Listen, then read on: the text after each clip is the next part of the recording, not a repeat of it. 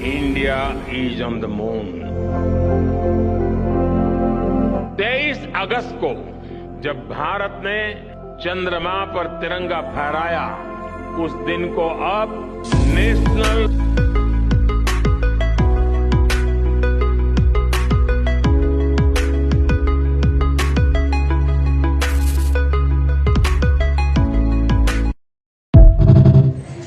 August 23ನೇ ತಾರೀಕು ಬಾಹ್ಯಾಕಾಶ ದಿನವನ್ನಾಗಿ ಆಚರಿಸ್ತೀವಿ. ಯಾಕೆ ಆಚರಿಸ್ತೀವಿ ಅಂತ ಗೊತ್ತಾ?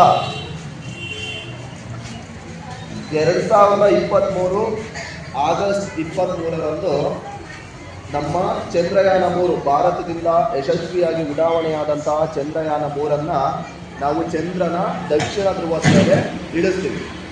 ಅದರಿಂದ ಪ್ರತಿ ವರ್ಷ ಆಗಸ್ಟ್ 23ನೇ ತಾರೀಕು ಬಾಹ್ಯಾಕಾಶ ದಿನವನ್ನಾಗಿ ಭಾರತ ದೇಶದಲ್ಲಿ ಆಚರಿಸ್ತಾ ಇದ್ದಾರೆ.